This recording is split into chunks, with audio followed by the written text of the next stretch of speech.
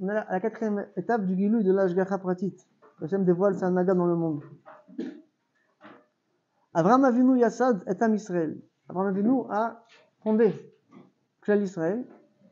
L'orak Bezeh Shu Aviv Arishon. Pas seulement par le fait que c'est le premier patriarche, biologiquement. C'est plus que ça.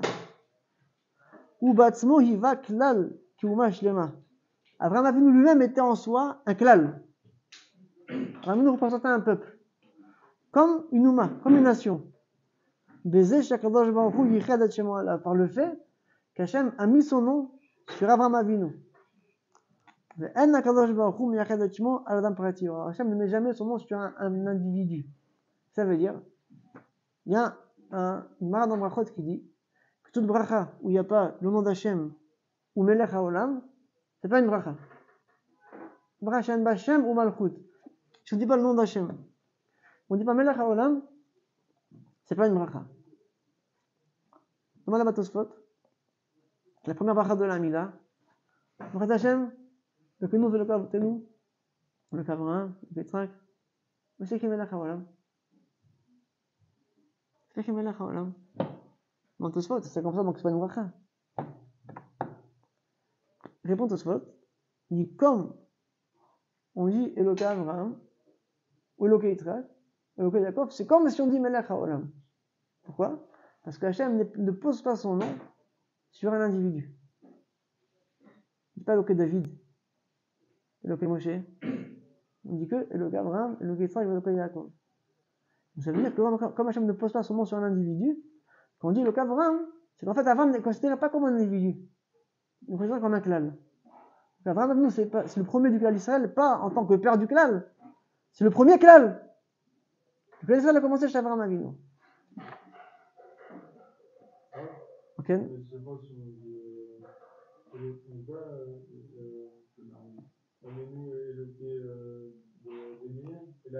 C'est couchable, le maître. Le Khamim pose la question. Mais nous on le dit, mais Hachem ne l'a pas dit. Alors, c'est qu'Anochi Eloka Avraham Avich, c'est Hachem qui parle. Hachem dit, je suis le Dieu d'Avraham ton père. Donc Hachem se dit Eloka Avraham. On dit dans le pasuk, Vesra le Goy Gadol, je ferai de toi un grand peuple. Otrat Tzmecha, Ze Shomrim Eloka Avraham. C'est qu'Avraham, lui, sera peuple. En fait, là-bas, Rashi dit, on dit Eloka, Vesra le Goy Gadol, c'est Eloka Avraham. Vavarechecha, c'est Eloka Yitzhak. Vagadola Shemecha, c'est Eloka Yaakov. Ma Kesha. Pourquoi c'est chaque pasuk qui montre Avraham, Yitzhak et Yaakov? Dit le Maharsha là-bas. Quand on dit que Hachem met son nom sur un homme, ça veut dire qu'il dévoile sa naga sur quelqu'un. Le monde, c'est quand on dit Melech HaOlam, Melech HaOlam, que Hachem se dévoile dans le monde. Hachem dévoile sa naga dans le monde. Quand on dit un roi, comment on voit qu'un roi est roi d'un pays? C'est qu'on voit sa naga. Il fait régner l'ordre. Donc la présence du roi dans le pays, c'est la naga du pays. Quand on dit Melech HaOlam, c'est la naga d'Hachem dans le monde. Hachem dévoile sa naga dans le monde. Qu'est-ce que ça veut dire quand on dit Eloka Avraham? C'est que tout le chesed d'Hachem que tu peux dévoiler en regardant la création, tout ça, tu peux le voir que sur Avraham Avinu. C'est un tel gilouï, un tel dévoilement de la Mila de chesed chez Avraham Avinu, que ça parle pas, sans regarder le monde entier. Combien la Mila de chesed se dévoile dans le monde? En voyant l'histoire d'Avraham Avinu, tu verras un gilouï de chesed.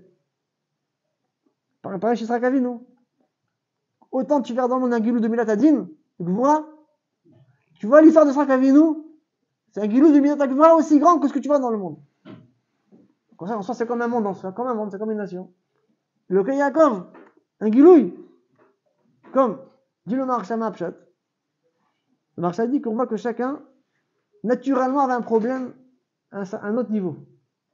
Avraham Avinu, naturellement, il n'était pas fait pour avoir des enfants. Impossible! Il avait une nature qui était opposée à ça. Il y a dans Yvamot qui dit que son Rabbi Veil était Tumtum. Hachem Mishmor. Tumtum! Comme ça la Gemara dans Yvamot. Il n'était pas fait pour avoir des enfants, Michlal. Sarah Imenou, elle n'avait même pas d'utérus. En la valade. Comme ça, quand elle n'avait pas d'utérus. Est-ce qu'il y a une chance qu'ils aient des enfants? Non! Même dans son mazal, D'après son mazal, il ne peut pas avoir d'enfants. Impossible qu'il ait 2 enfants. C'est ça que Hachem il dit à Abraham Avinu, il dit Tseh Achutza, il sort de ton astrologie. Arrête d'y croire. C'est dit Rashi. C'est Misagnoun Shalcha. Arrête de voir ça. Il s'écrit dans les astres qu'Abraham n'a pas d'enfants. Abraham, il a 2 enfants. Ok? N'est-ce qu'Abraham Avinu? Hein? Oui? Ça s'appelle pas sa descendance. Ishmael ne s'appelle pas descendance d'Abraham. Yitzhak qui carré les Chazara. Yitzhak sera ta descendance. Ishmael ne s'appelle pas descendance d'Abraham. Hein? Ça s'appelle pas un enfant. Hein? Un rejeton. Hein? C'est pas un enfant. Un enfant, ça veut dire qu'il y a une filiation. T'as un cher. Il y a une suite. C'est un enfant, c'est une filiation. Une suite. Pourquoi un enfant s'appelle Ben? Pourquoi un enfant s'appelle Ben? Mais c'est John Even. L'enfant construit le père. Al-Tikri Banaïr et la Banaïr. Ça fait un jeu de mots. C'est que Banaïr, c'est Banaïr. Tes enfants te construisent. Tes enfants, ils te donnent une suite dans le monde, un édifice. C'est un enfant. C'est un Ben. C'est l'enfant qui te donne une place sur terre. Il est bonnet au tra. Il te donne une place. Eh ben, Ishmael, il n'a pas donné une place, il a détruit. Tu veux dire qu'Ishmael a donné une place à Abraham? Non, mâche blanc. Hein? Non. C'est que Ishmael n'était pas fait pour ça. C'est quoi ça, qu'il n'était pas fait pour ça? Ishmael ne peut pas être fils d'Abraham. Hein? C'est écrit le Racham Akadosh, il dit qu'en fait, Ishmael, il a pour nous un statut de Eved. Comme Agar, c'était la chifra d'Abraham. Donc, Ishmael s'appelle un Yelid Baït. C'est un Eved. Donc, mais là, lui, il a nous en tant que Eved. Et tout ce qu'il a, Maché Kana Eved. Kana Rabban. Il dit, la terre est à nous. Kana à vous, mais vous aussi, vous êtes à nous. Là, voilà ce qu'il faut répondre à lui. La terre est à nous. Vous avez raison, c'est à vous. Mais vous aussi, vous êtes à nous. Maché Kana Eved, Kana Rabban. Hein? Le Ramakadosh dit qu'en fait, elle est restée chifra. Donc, Abraham, naturellement, ne pouvait pas avoir de suite. Impossible qu'il ait une suite. Mais pourquoi alors que Ishmael, maintenant, c'est qu'en fait, il reconnaît pas il n'aime pas ce côté genre de servitude vis-à-vis. Tant qu'il n'aime pas, il ne reconnaît pas. Il ne reconnaît pas, du coup, il aime pas. Du coup, c'est pour ça que. Quelqu'un? Il viendra un jour, il comprendra. Donc, Bethlehem, Abraham, quand Abraham a eu un enfant, alors que d'après les lois de la nature, d'après les mazalot, c'était impossible qu'il ait. Donc, c'est un corps divin qui s'est dévoilé. C'est un corps divin. Quand on dit, le marchand, on dit Eloké Abraham, le corps divin qui s'est dévoilé chez Abraham, comment il s'appelle dans la Torah? Ve'esra l'Egoy Gadol. Je ferai de toi un peuple. Ah, ça veut dire que naturellement, il n'y a pas de peuple chez toi, il n'y a pas de suite. Je ferai de toi un peuple. Ça, c'est un guilouille divin. Parce que naturellement, tu ne peux pas avoir de suite. Comment s'appelle le corps divin qui s'est dévoilé chez Yitzhak Avinu? Parce que ça, c'est la Milat Adin. Hein? Non, c'est vrai qu'il y aura beaucoup de descendants. C'est tout. Après, c'est pas vraiment un peu. Hein? On va récupérer le pétrole. Yitzhak Avinu, Milat Adin. Quand on voit l'histoire de Yitzhak Avinu, il a construit, il a creusé un premier puits. Comment il l'a appelé? Non. Premier puits, comment il l'a appelé? Essek. Qui était à Sekouimo. Ils ont affaire à lui. Sans poser. Il a créé un deuxième puits. Comment il l'a appelé? Sitna. Satan. Ils ont remis en cause. Encore une fois, on fait une histoire. Toute sa vie, Milatadin. Troisième puits. Comment il l'a appelé? Rechovot. On est au large. Là, il n'y a plus de remise en question. Qui rive Hachem Lanu. C'est-à-dire que ça, nous, de par sa mida, il est censé ne rien avoir. En Parnassa. Mais il arrive en Eretz Israël, la famine. Hachem lui, alors je vais leur pousser la phrase comme père Abraham. Non, toi tu bouges pas, toi. Go barret ça zone. Tu vois, c'est une note, tu quittes Eretz Israël. Mais quoi, c'est la famine? Tu restes ici. Même quand il veut se débrouiller, il peut pas. Il doit rester sur place. Qu'est-ce qui s'est passé? Il dit, va Israël, Yitzhak barret ça y. Yitzhak Avinu a semé cette terre-là, qui n'était pas une terre qui est fertile. Pendant cette année-là de famine, Combien il a eu? Najarim. 100 fois plus que ce qu'on a en année normale.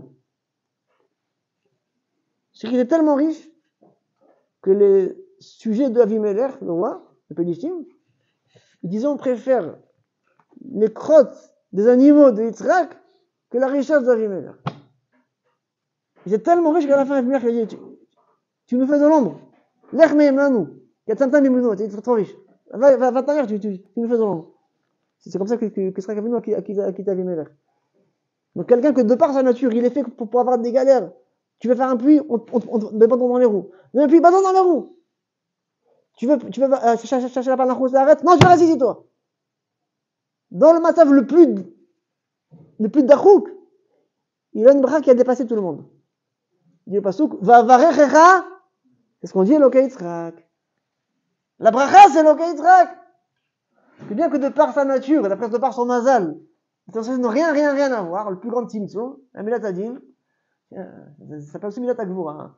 Atagibor, c'est que la Milat Agvura, elle veut dire que Hachem donne à celui qui veut donner. Donc on a qui peut ne pas donner parce que c'est entre ses mains, mais c'est aussi entre ses mains de donner.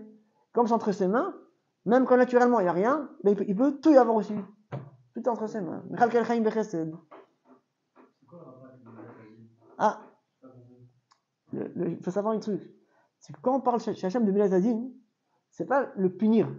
Dans le Brat Agibor, on parle des Gvorot, c'est le din, qui sont dit, Mechayem et Timata. Tu fais relever les morts. C'est du din ça? Mechal Kal Chaim Bechesed. Tu donnes à manger aux gens. C'est du din ça? Somach Noflim, tu soutiens ceux qui tombent. Refais Cholim, tu guéris les malades. Où le din? Il faut savoir un big yesod.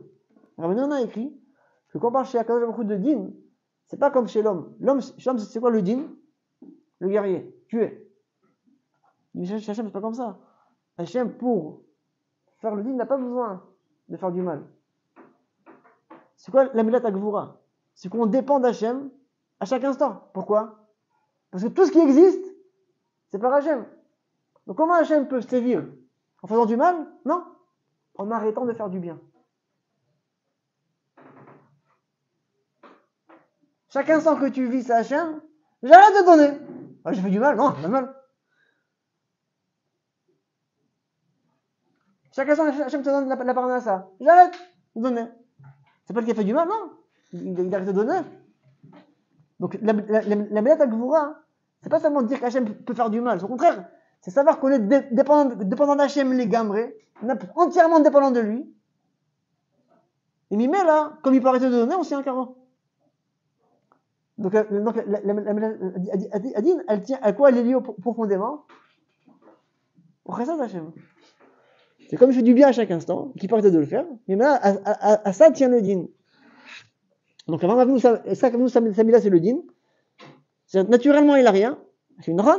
Mais le din, à quoi il est lié chez nous, dans la Torah? Le din Hachem, à quoi il est lié? On fait qu'il donne. Mais comme ça tient que Hachem, il peut aussi donner quand rien ne prête à ça. Retzaï, en année de famine, en année de galère, en Eretz Israël, tu auras tout 100 fois plus. Donc Hachem est égalé, Samila a din à travers Yitzhak Avinu. Que le kiyum du monde dépend que d'Hachem. Donc tu peux naturellement ne rien avoir, et tu auras tout quand même. J'ai le Yitzhak. Donc toute la Milat Adin, savoir que le kiyum du monde ne tient que contre les mains d'Hachem. Cette Milat là qui s'appelle le Milat Adin, qu'on peut voir dans le monde entier. Tout ce que tu peux avoir du monde, tu peux le voir rien qu'en observant la vie d'Yitzhak Avinu. Quelqu'un qui est parti pour galérer. Tout ce qu'il avait ouvert, il y avait des oppositions. Il est parti pour ne rien avoir. Comment il a fini? Plus riche que le roi. Va varechecha Elokai Yitzhak. Yaakov Avinu, lui, il avait un mazal, un très mauvais mazal sur un autre plan. Sur le plan du kavod. Yaakov Avinu, il était fait pour être humilié. Toute sa vie, il s'est fait humilier. Toute sa vie. Il grandit chez ses parents. C'est qui le chouchou? Ils savent, qu'il t'aide Befiv. Ils savent le chouchou. Et pourtant, il savait faire les 400 coups. Il est parti avec une Aram Morassa, il fait Avodazara, comme il non, c'est le chouchou. Il arrive à l'âge de 40 ans, il est venu faire les brachot à qui? Ils savent, c'est le chouchou. Yaakov Avinu, qu'est-ce qu'il fait? Que tu la Torah, Ishtam, les Shavualim. Attends, je veux pas que ton frère, là, il fait les 400 coups, il gagne tout. Tu veux pas faire comme lui? Ishtam, les Shavualim, bouge pas. Emet. Ishtam, les Shavualim. Il arrive chez Lavan. son beau-père, il s'est roulé par le beau-père. Combien de temps il est chez Lavan? 20 ans! 100 fois il a changé le salaire. Il s'est fait rouler du matin au soir. Du matin au soir. Et lui, il reste la même avec je garde les moutons, même la nuit, même le jour, qu'il fasse froid, qu'il fasse chaud. Fidèle! Mais dis-moi, tu comprends pas, tu veux pas ce qui se passe? Non, c'est mon travail. Émet les Yaakov. À la fin, il veut partir de là-bas, il se fait poursuivre, il dit faute. Lavan est parti pour tuer Yaakov. Il s'enfuit. Hachem lui a vu un rêve, il ne touche pas à Yaakov. Il était poursuivi par son père, par son frère, par son beau-père. Il arrive en Eretz Israël, sauf on aura la vie calme. Non, la vente de Yosef. 22 ans. Encore une fois, des rédifats. Une vie de galère. Une vie de galère. 130 ans de galère, il a eu Yaakov Avinu. Et malgré qu'il a eu 7 sarot. Esav, il a eu Lavan, il a eu Yosef, il a eu Shrem, il a eu Binyamin, il a eu Dina, encore une 7e. 7 sarot, il a quand même. Il arrive en Eretz Israël, il arrive en Égypte à l'âge de 130 ans. Son fils est du vice-roi d'Égypte. Voilà, père du vice-roi. Il a un kavod de Menachim. Il a vécu là-bas 17 ans. Il a écrit Yaakov en Égypte. C'est les plus belles années qu'il a eues en Égypte. À la fin, il était le père du vice-roi. Quand Yaakov a venu au Niftar, en Égypte, c'était un deuil national. Toute l'Égypte a pleuré Yaakov pendant 70 jours. Un deuil national pour Yaakov Avinu qui est Niftar. Quand ils ont ramené son corps en Eretz Israël, c'est écrit qu'il a été accompagné par ses enfants et par une délégation égyptienne. Que tout ce monde-là, tous les rois des pays environnants qui sont venus vers Yaakov, ils ont enlevé leur couronne, ils ont posé les couronnes autour du cercueil de Yaakov Avinu. Comment ils appelaient l'endroit? Goran Atad, endroit où il y a des pics. Couronne. Tous les rois sont venus déposer leur couronne devant Yaakov Avinu. C'est celui qui était poursuivi toute sa vie, qui était rabaissé, humilié, Lavan, son père, Esav, tout. Les kavod, il n'est pas fait pour, c'est pas pour lui, hein, pas trop pour lui. À la fin de sa vie, qu'est-ce que ça donne? Le plan kavod du monde. Comment ça s'appelle? Vagadela Shemecha. Je grandirai ton nom. Ce qu'on dit Elokai Yaakov. On dit le marcha, ce guilouille d'un Agad Hashem qui est contre nature. Donc Abraham, les enfants, c'est pas pour lui. À 100 ans, il a un enfant. Sera qu'avec nous, la richesse, c'est pas pour lui. Il devient le plus riche du monde. Et quand nous, le kavod, c'est pas pour lui. Il devient le plus grand kavod du monde. Et ça montre que le guil, donc tout ce qu'Hachem peut dévoiler dans ces milieux-là dans le monde, ça s'est dévoilé rien que chez un de ces Avot HaKadoshim. Parce qu'on dit qu'Hachem a mis son nom sur eux. Et le Kavram, c'est ça que le Yaakov. Donc Abraham avec nous, c'est pas seulement le premier père du Klal Israël. C'est le premier qui est Klal. Il s'appelle un Klal. Quand on dit Melech HaOlam, on dit et le Kavram, c'est la même chose. Venivnam Israël, Vezachal Shakadosh Baruch Hu Yichad Shemo Alav. Du coup, le Klal Israël a eu le trou d'Avot HaKadoshim. Hachem a mis son nom sur le Klal Israël. C'est ce qu'on dit Elokai Israël. C'est qu'Hachem dévoile son nom, pas sur un individu maintenant, mais sur l'ensemble du Klal Israël. On dit Elokai Israël. On dit Elokeinu, Elokai Avotenu. C'est-à-dire, c'est quoi Elokeinu? Du Klal. Elokai Avotenu, chacun d'Avot.